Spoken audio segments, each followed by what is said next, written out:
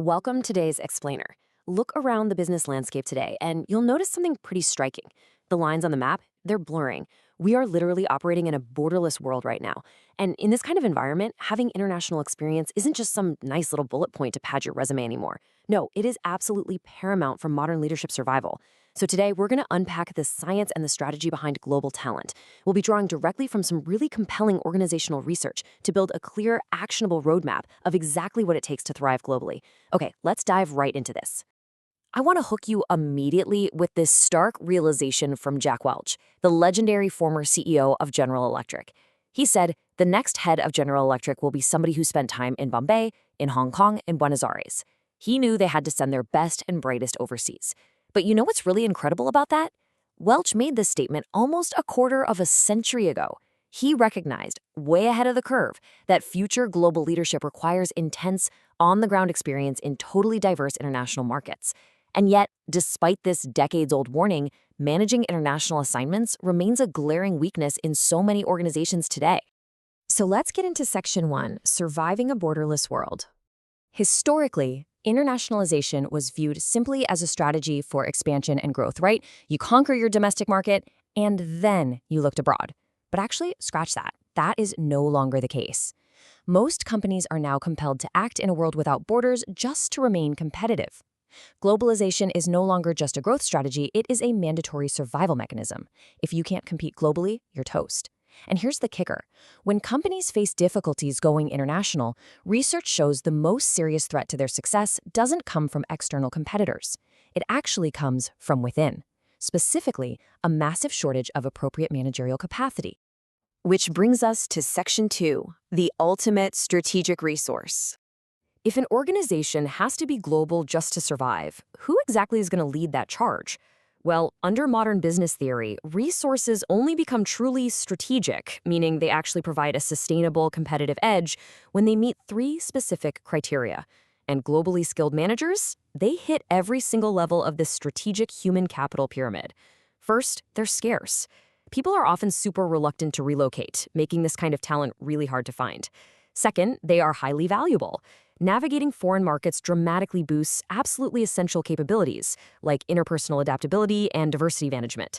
And third, and this is key, they are inimitable. You cannot easily fake or instantly replicate the deep, nuanced knowledge gained from actually living and working in a completely different culture.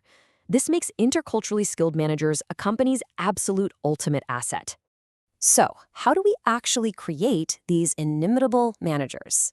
The answer lies in international assignments, or IAs. Now, to be clear, these are not just extended business trips or quick rotational relocations. Not at all. They are intensive cultural experiences deliberately intended to develop individuals by throwing them straight into the deep end of an unfamiliar foreign environment. Assigned expatriates have to perform totally new tasks, represent the company to multiple foreign stakeholders, and somehow balance the demands of the home company with the local host subsidiary. And you know what? It's exactly this friction, this intensive, sometimes exhausting challenge that builds the unparalleled capabilities required for future global leaders. Section 3, the short-term cost trap. So if these global leaders are so vital to survival, why on earth are companies constantly cutting the very programs that create them? Well, the answer lies in a really dangerous imbalance, one that's tipping heavily towards short-term cost cutting. On one side of the scale, we have immediate financial realities. Expatriates just cost more than local employees. Plus, it can take over 2 years for them to fully adapt to a host country. That means they might actually underperform while they figure out the new culture. HR departments are under massive pressure to reduce these explicit short-term costs. But look at the long-term impact. By cutting these assignments, companies are sacrificing the strategic value of building genuine global leadership capabilities. They are quite literally trading a sustainable competitive advantage tomorrow for a slightly better budget today. And honestly, the trap isn't just financial for the company, it's deeply psychological for the employee. The research highlights a fatal flaw known as the out-of-sight, out-of-mind syndrome. Talented managers fear, and rightly so, that by leaving headquarters they are stepping completely out of the crucial political and social networks that drive promotions. They worry that their employing organization won't even value their international skills when they finally return. And the consequences of this are devastating. Think about it. If companies don't reward this mobility, expatriates will look for external opportunities. That means the company basically just paid a massive premium to train a strategic resource for their competitors. No way you want that to happen. All right, let's fix this. Section 4, the HR Solution Framework. We definitely cannot leave things in this frustrating paradox. To build a truly robust talent pool, you can't just mandate international assignments from the top down, and you definitely can't just sit around waiting for volunteers from the bottom up. Successful global talent management requires a perfect active alignment of top-down organizational practices with bottom-up candidate initiatives. It's absolutely a two-way street, where what the organization needs strategically has to mesh seamlessly with what the candidate desires developmentally. Let's break that alignment down into 3 specific actionable steps for HR. First up, visibility. Companies absolutely must create a culture that visibly values international mobility. Maybe that means using former successful expatriates as mentors, showing that it works. In turn, employees must actively step up, apply, and volunteer. Second step, development. Organizations have to design actual global careers, not just one-off assignments.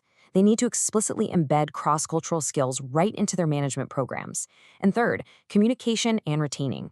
The company has to explicitly reward the expatriate's efforts, while the individual must proactively network with headquarters. You have to ensure you remain out of sight, but always in mind. This 3-step framework is how you build a pipeline of international talent without losing them to the competition. Which brings us to our final part. Section 5, taking charge of your future. We've talked a lot about what organizations must do, but this strategic framework applies directly to your own career trajectory too. Consider this powerful quote from Thomas Friedman that was featured in our source material. He says, "I feel about globalization a lot like I feel about the dawn. I didn't start globalization, I can't stop it." And he hits the nail on the head. Globalization is not a passing fad. It is an unstoppable, indisputable force. Because of that, you cannot just sit back and wait for the organization to hand you a global mindset. You have to take responsibility for your own career development.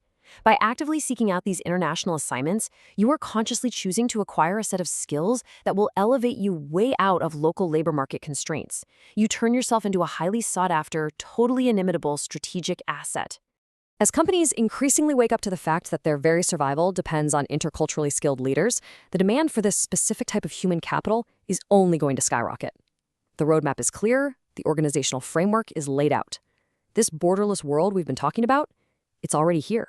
So the only real question left for you is, are you ready to step out of your comfort zone and embrace the ultimate career differentiator? Are you ready to go?